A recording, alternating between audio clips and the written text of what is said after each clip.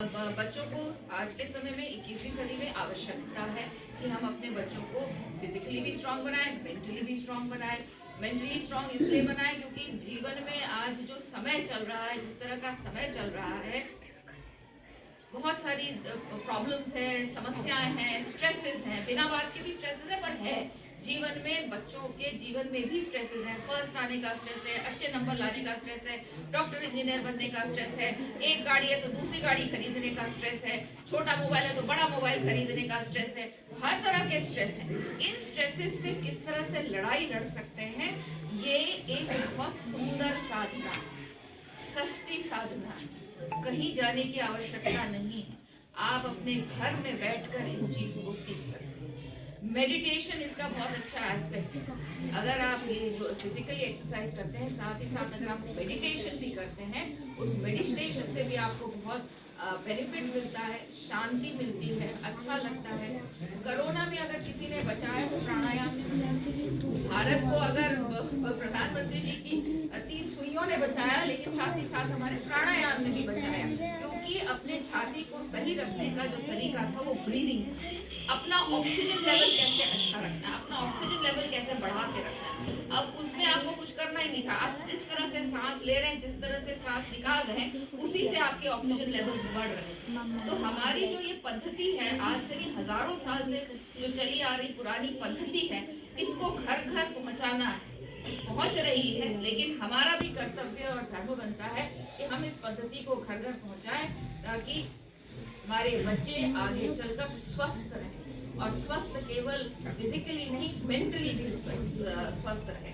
और जहाँ तक योग से अपना आगे जीवन करियर बनाना है, आज जैसे बिल्कुल कटवाल साहब ने सही बोला, आज के समय में आपको भारत सरकार, उत्तराखंड सरकार आपको इतने सारे ऑप्शंस दे रही है, करियर ऑप्शंस आपको मिल रहे हैं। आप नेशनल मेडल जीतिए, आपको सीधी पुलिस में भर्ती मिल रही है। ऐसी अनेक चीजें दोनों सरकारें, भारत के लेवल पर भी और उत्तराखंड के लेवल पर भी हो रही है, जहां अब हम चाहते हैं कि स्पोर्ट्स इनकरेज किया जाए।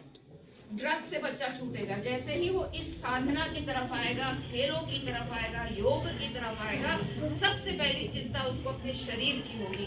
बच्चों को समझाना बहुत कठिन हो गया है कि शरीर को स्वस्थ क्यों रखना है, लेकिन अगर छोटे से, अभी हमने देखा छोटी सी बच्ची से ही अगर हम शुरू कर दें, उसको पता ही नहीं होगा कि जीवन में कोई ऐसी चीज ड्रग्स भी होती है, या गलत सिगरेट होती है, शराब होती है, क्योंकि बचपन से उसको ये समझ में आ जाएगा कि मेरा जो शरीर है वो मंदिर रूपी है। उस शरीर को पवित्र, साफ सुथरा कैसे रखना है, उसकी चिंता बहुत ज्यादा होगी, क्योंकि उसकी तो दिशा आपने बदलनी थी, जो दिशा उसकी सही रखनी थी, वो बचपन पे ही आपने उस दिशा को, आपने उस बच्चे को चला दिया।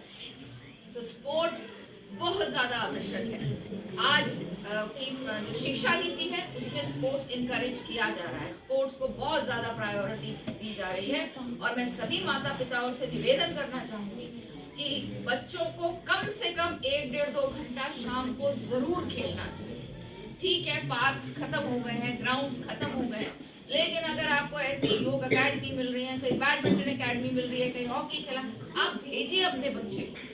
वो 2 घंटा जब वो खेल कर आएगा, वो थक कर आएगा, कुछ सीख कर आएगा, वो उसके लिए बेस्ट लर्निंग एक्सपीरियंस होगा। पढ़ाई लिखाई तो होती रहेगी, वो तो होती ही रहेगी, उसमें कोई पीछे नहीं रखता, लेकिन एक एफर्ट पेरेंट्स को करना पड़ेगा कि बच्चे को कैसे मोबाइल से हटाएं, बच्चे को कंप्यूटर से कैसे हटाएं। आज का बच्चा क्योंकि वो कंप्यूटर पे है, क्योंकि वो मोबाइल पर है, आप देखिए ओवरवेट हो रहा है। हमारे समय में क्या फास्ट फूड नहीं था, हम भी खाते थे छोले भटूरे, टिक्किया, पता नहीं क्या, गोलगप्पे, क्या नहीं खाते थे, लेकिन हम लोग ओवरवेट नहीं होते थे, क्योंकि हम जबरदस्त एक्सरसाइज करते थे। आज के समय में पिज्जा भी है, समोसे भी हैं, बर्गर्स भी हैं, हर चीज है, लेकिन उसके साथ एक्सरसाइज नहीं। हम बच्चों को खेल की तरफ बिल्कुल नहीं ले जाना चाहते हैं। हर समय पढ़ो, अभी तुमने स्कूल से आए हो, अब ट्यूशन में जाओ, ट्यूशन के बाद आए हो, फिर उसके बाद चले जाओ फ्रेंच का, संस्कृत का, जर्मन का, वो खत्म किया, फिर मैथ्स के ट्यूशन है। ऐसे नहीं चलता। हमें अपने बच्चों को जितना आज के समय में शिक्षा, जो कि नॉर्मल खगा वाली, उसके अलावा स्पोर्ट्स की तरफ भी हमको ले जाना बहुत बहुत जरूरी है। मुझे कोटद्वार में इस तरह की चीजों को देख के बहुत खुशी होती है। एक तरफ हमारे जोशी जी हैं जो अबैकस चला नहीं, वैदिक मैथ्स, अबैकस और वैदिक मैथ्स की शिक्षा दे रहे हैं। वो भी अद्भुत चीज है, अद्भुत चीज है इस कोटद्वार के लिए। और मुझे खुशी इसी चीज से होती है कि छोटा शहर है, लेकिन इस छोटे से शहर में बहुत से ऐसे सुंदर पॉकेट्स हैं जहां समाज को अच्छा करने के लिए, समाज को मजबूत करने के लिए, भावी नागरिकों को अच्छी दिशा देने के लिए बहुत से छोटे छोटे काम चारों तरफ हो रहे हैं। और मुझे विश्वास है कि जिस तरह से कोटद्वार अभी धीरे धीरे आगे बढ़ रहा है, गुणों से, संस्कारों से, अपने परंपराओं के साथ जैसे आगे बढ़ रहा है, हमारा समाज आगे चलकर एक सुदृढ़ सशक्त समाज उभर कर अवश्य उभरेगा और इस उत्तराखंड को सशक्त बनाने में कारगर रहेगा। और फिर उत्तराखंड आगे चलकर 2047 में एक मजबूत कंधा बनेगा, एक विकसित भारत में। इसके लिए बहुत बहुत आभार और खासकर गढ़वाल बंधुओं को बहुत सारी शुभकामनाएं। बहुत ही प्रेरक, बहुत ही सुंदर जो आपने अकेडमी यहाँ पर शुरू किया, आपको बहुत सारी शुभकामनाएं।